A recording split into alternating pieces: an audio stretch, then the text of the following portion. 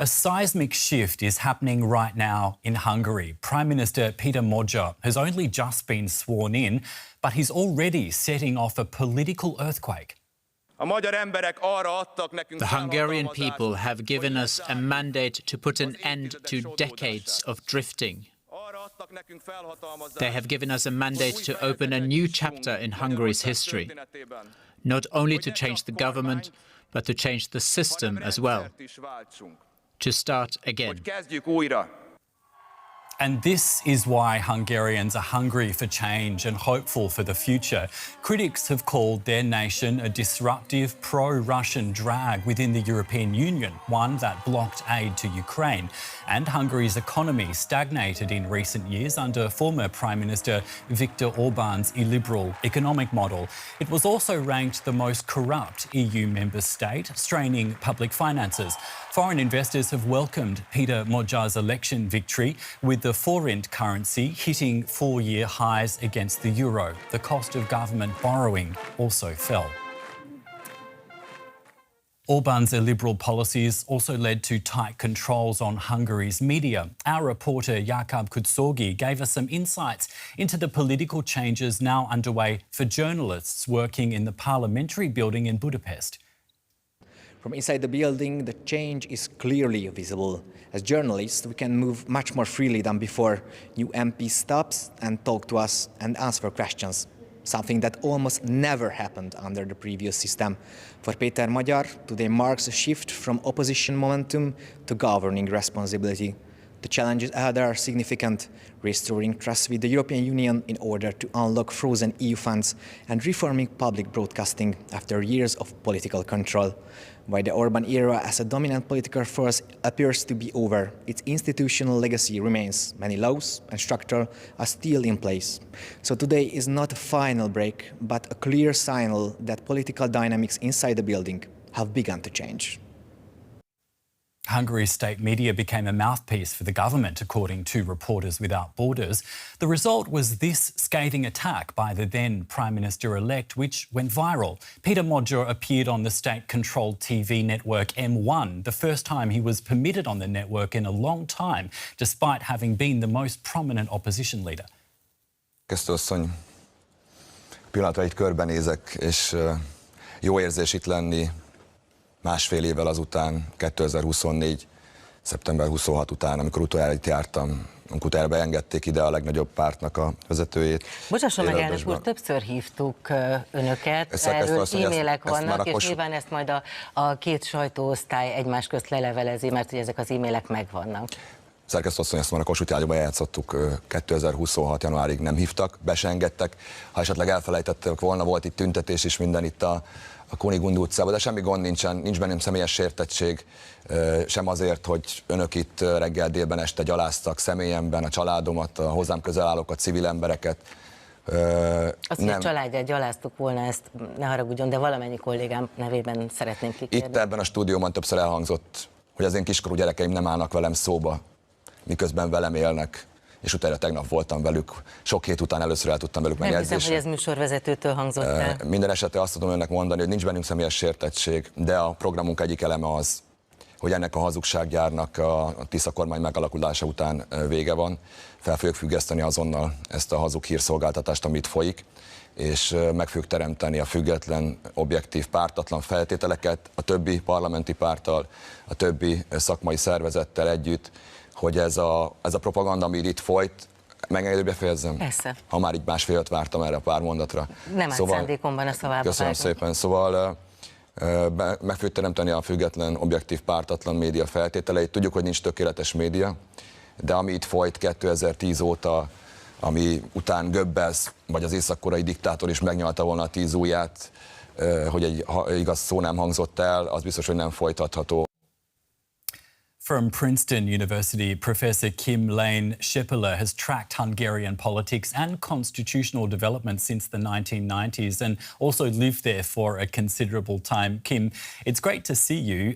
Tell us, what has the new Prime Minister managed to set in motion even before he was sworn in on Saturday?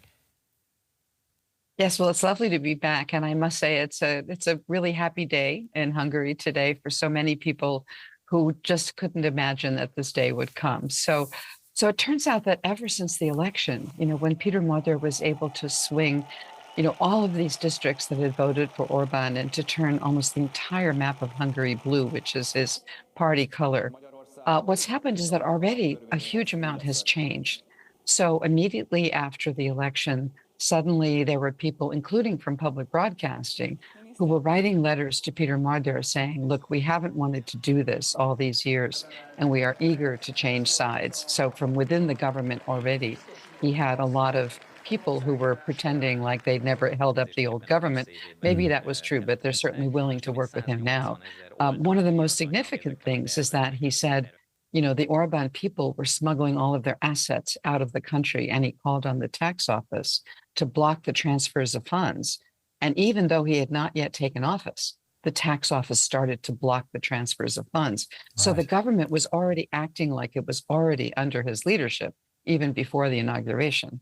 Interesting. Now, last time you spoke to DW, you hinted at your surprise at how strong Magyar's victory was. So I'm just wondering if anything that's happened since then, anything he's done, has also surprised you.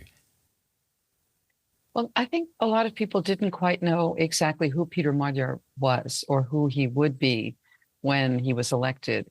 And actually, I think he's exceeded everybody's expectations, except maybe the people who knew him the best. I don't know. But the point is, he keeps making these speeches. He keeps resisting the effort to further polarize the country.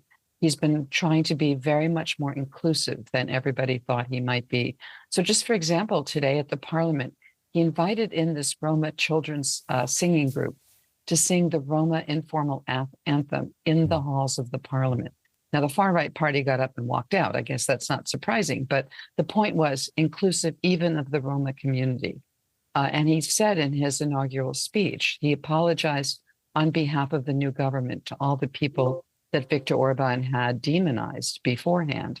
And so he's trying to pull everybody together now, I think, behind a government of unity, while not letting people off for the things that they've done in the past that really harmed other people. So it's quite a good start, actually. That's an interesting point, and I wanted to get to that last point you made a little bit later. But I'm wondering if you could help us explain this, help us understand this. Magyar is a right-wing politician, and he used to be in Orban's party. But just explain to us, if you could, how he is such a break from that old system. Well, he came out of Orban's party. He'd spent 20 years inside the belly of the beast, so to speak. But what's interesting is that he's really led not so much as a left or right-wing leader, but he's led really as a pro-democracy leader.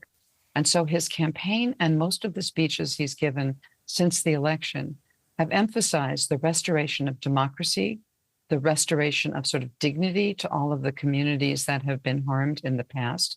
And by the way, I might say that it's not just that he's trying to go after the Orban people. One of the things he's promised to do, which quite surprisingly no Hungarian government has done so far, is to release the secret police files from the communist time, for example, and to go after some of the, shall we say, not entirely legitimate deals that happened right at the end of communism as Communist Party members took assets with them out the door. So it's not just the Orban government. He's looking over the whole past of Hungarian recent so-called democratic history and tried to figure out how to put this new government on a firm footing in which, it's democracy forward, it's not left or right. Kim, you said it was a happy day in Hungary. I want to show you this footage and let you give us your thoughts, because I think it really helps sum up the mood. This is the politician Zsolt Hegedűs, whose moves went viral after Magyar won the election, breaking into dance again today. Let's listen to some of the lyrics.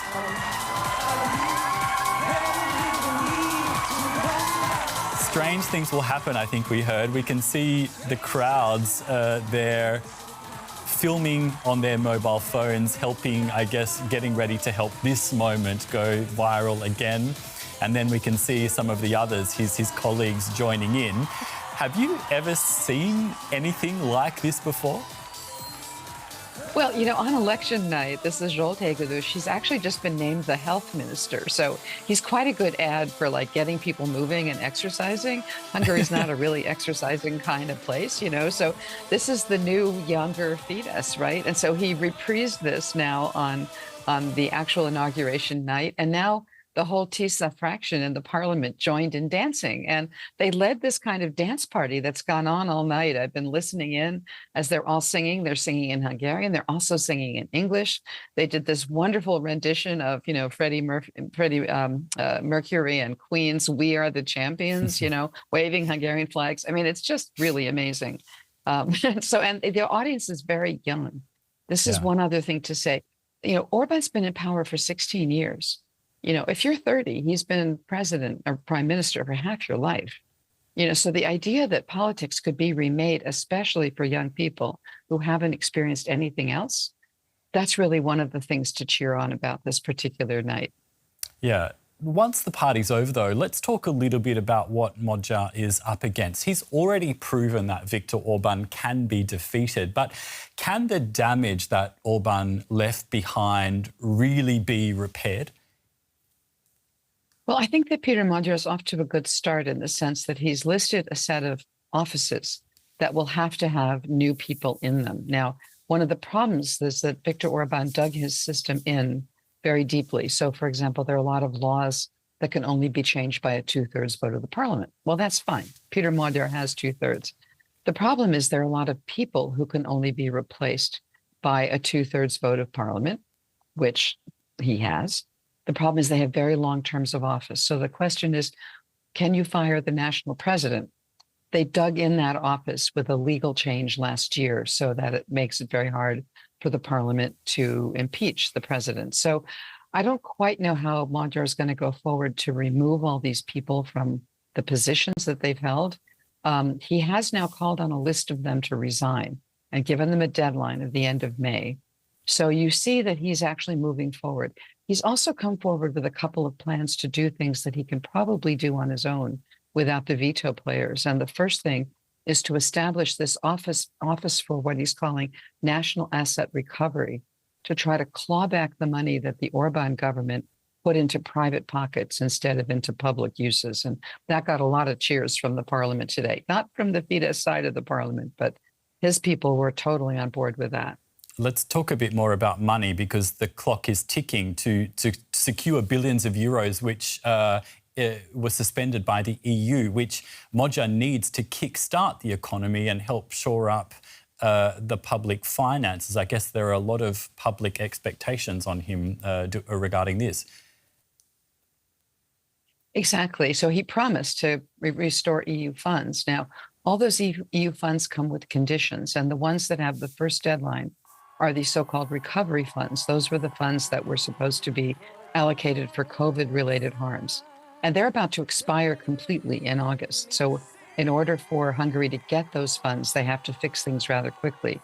The two things they have to fix for the recovery funds are, first of all, an anti-corruption campaign. So that's really where this National Asset Recovery office that he's going to set up will both have a domestic consequence. People really want that money back, and an EU consequence. And the other thing is reforming the judiciary. Now, that's something that's going to probably take longer, but he already, I think, has some ideas in place about how he can start down that road. So if he manages to put a plan in place to accomplish those two things, I think he can succeed in getting that money back by August. And then there's some other funds being withheld by the EU that he'll need to do more things to put in place. But again, already he's made at least the right statement. So some of this money is being withheld, for example, because of the hits taken to academic freedom in Hungary.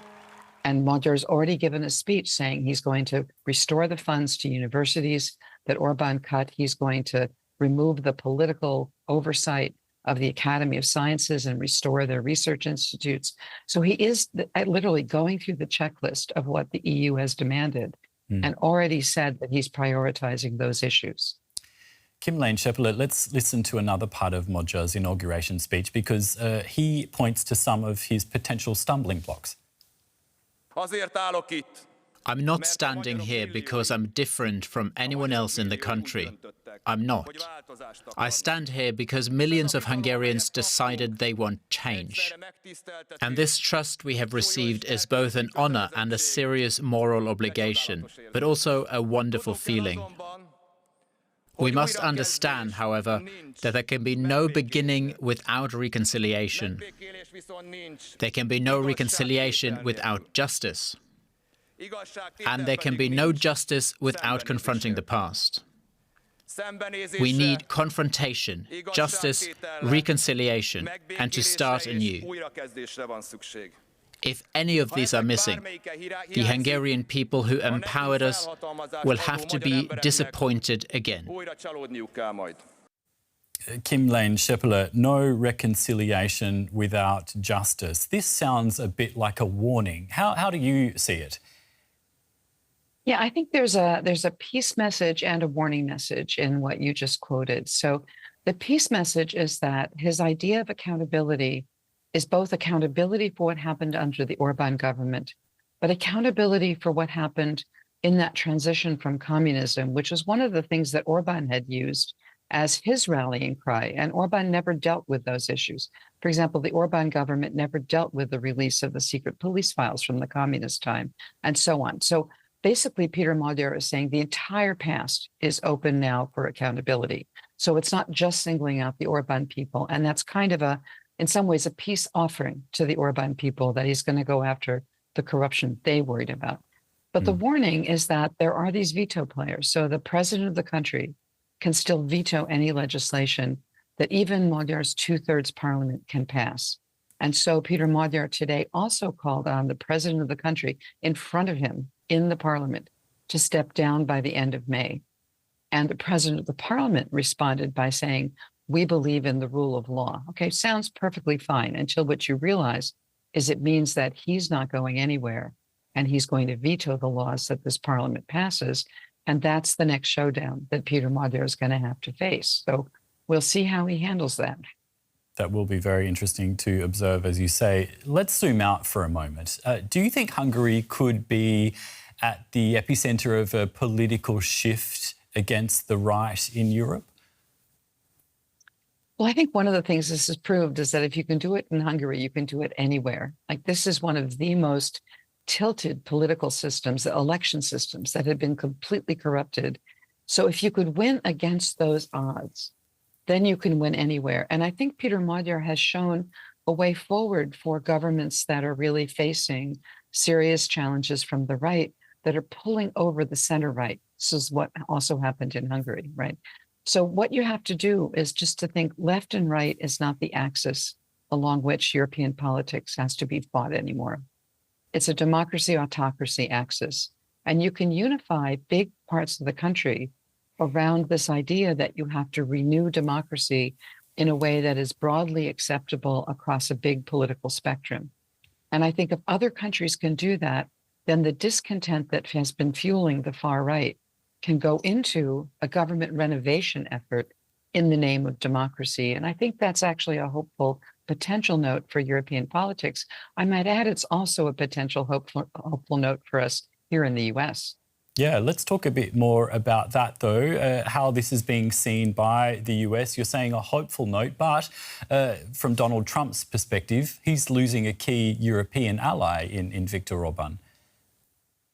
It's true, although I think he gets to welcome his key European ally because Viktor Orban had planned to come here for the World Cup matches. Some people are now saying he'll stay for the entire game.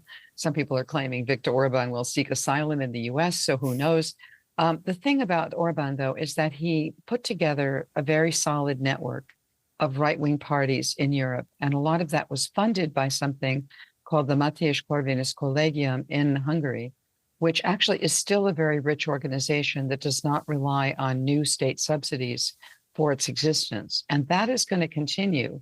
And that's going to continue unifying these right parties in Europe. And it is going to continue providing inspiration for the Trump wing of the former, I suppose, Republican Party here in the United States. So the fact that Orban lost this election doesn't mean his influence has entirely disappeared. And we've seen Orban lose elections before, regroup, and come back stronger. So I don't think we should count Viktor Orban out yet. I think he's going to take some time to think about his future and his party's future and the future of the European far right. But I don't think we've heard the last of him yet. It's just that today we're not hearing from him right at the moment. Professor Kim Lane Scheppele from Princeton University, thanks so much again for your time today. Thank you. And we'd love to hear your reactions. Let us know what you think about Peter Magyar and if he'll be able to turn Hungary around. If you enjoyed this video, please hit that like button. And if you haven't already, don't forget to subscribe. I'm Jared Reid in Berlin. Thanks for watching.